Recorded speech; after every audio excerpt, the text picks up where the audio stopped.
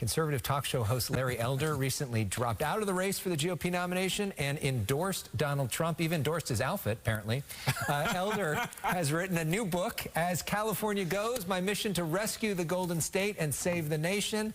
It's right here. The book's really good, especially if you lived through this process, as we both did together.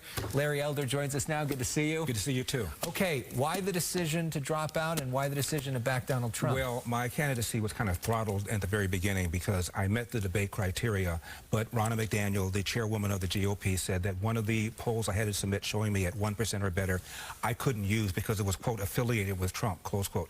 She was referring to the Rasmussen poll. Right. Rasmussen then put out a statement and said, no, we're not affiliated with Trump. There's no reason why Elder can't use it. So if you can't get up there in the first debate to talk about the issues you want to talk about, fatherlessness, the need for school choice in urban America, a need for an amendment to the Constitution to set spending to a certain percentage of the GDP, you can't make the second debate, let alone the third. So it wasn't really going to go anywhere.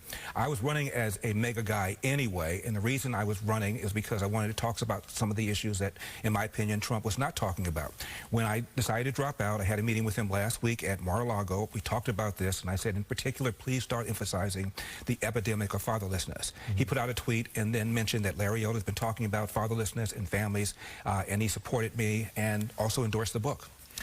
And so you will be working with him going forward, and it's interesting to see you there at Mar-a-Lago. So, you know, during the recall campaign, those sort of images is what the Newsom people used against you, right? This idea sure did. That you were a Republican and then you backed Donald Trump, and, you know, we can't support somebody like that. You tell a really interesting story towards the beginning of this book of meeting these, like, two nice little old Jewish ladies, right, who you had this great conversation with, that you said, who'd you vote for? Of course you didn't vote for me, right, because you're a Republican and they'll never vote for a Republican. This state's still overwhelmingly Democratic. Right. How does the Republican Party break through to some of those folks? Because in order to ever win an election in this state, you got to convince some of those Democrats to start voting for Republicans. Well, that's the problem. The ladies and I were talking, and I said, how do you feel about crime? Oh, outrageous. How do you feel about the way Gavin Newsom shut down the state in a more severe way because of COVID than did any of the other 49 governors? Outrageous. How do you feel about homelessness? Outrageous. I said, so here we are completing each other's sentences, but you didn't vote for me. I said, have you ever had a conversation with a conservative Republican? And they both admitted they had not. So that's the problem.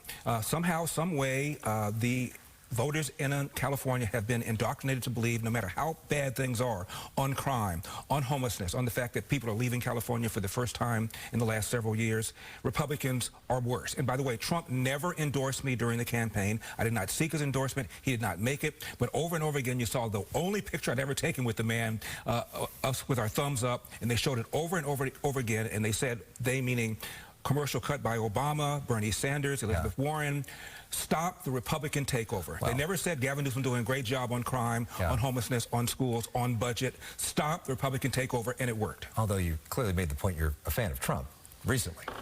Well, yes, but let's talk about my views are no different than any other Republican. In terms of the pro-life, low taxes, low regulation, pro-school choice. What is it about me that's different than any other basic Republican? Obviously, you'd never run for office before. You did very, very well in terms of getting Republicans behind you in this state. What was your biggest takeaway from the recall? Biggest thing you learned in terms of maybe a surprise of actually running? I knew the media would be unfair. The LA Times endorsed Newsom, opposed the recall, said it was undemocratic. But I did not expect the LA Times columnist to refer to me as Larry Elder is the black face of white supremacy. Subheadline, you've been warned. That was a bit much. I didn't expect that, but I knew the media was going to be unfair. You know, going forward, obviously Gavin Newsom was able to win that, and now he's talked about so much nationally as a potential presidential candidate. What do you make of that and what he has done since the stuff you write about here? Well, two things. He is more unpopular now than he's ever been. Unfortunately, it took 2 years for that to set in. People are concerned about crime. They're concerned about homelessness, and his poll numbers have never been worse. The other big thing is he wants, of course, to become president. Although he says he doesn't. There's a reason that he's not announced, and that reason is Kamala Harris. When Bernie Sanders won the Nevada caucuses in 2020, and on the eve of the South Carolina primary, James Clyburn, the longtime House member of South Carolina, endorsed Joe Biden. He got a promise from Joe Biden that his first Supreme Court nominee would be what? A black female. Biden ran with a black female. And Gavin Newsom said if Dianne Feinstein can't finish out her term, and she did not, he'd appoint a black female.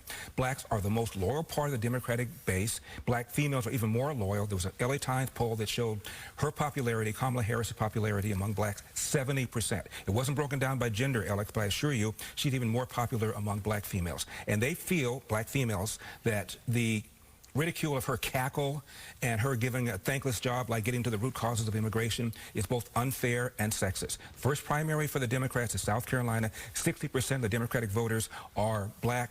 Most of those are black female. And if Kamala Harris is drop-kicked for some white dude like Gavin Newsom, black females won't vote Republican, Alex. They'll be so angry, though, but they won't vote at all. And as a result, that will guarantee whoever the nominee is on our side will win. They cannot afford that. That's why Gavin Newsom has not announced. He knows the same analysis I just gave you. And maybe it's why Joe Biden is still running. Because he may know that. Well, too. If Joe Biden can't fog up a mirror, the next batter up is Kamala Harris. Okay, there you go. You heard it from Larry Elder. Always great to see you. And it was a real bummer you weren't on the debate stage, because I think it would have been better for the debate. It's a nice, quick, breezy read. I think you'll enjoy the book. Yeah, I did. There it is. You see it right there. As Goes California. Larry Elder, thanks so much. Still to come.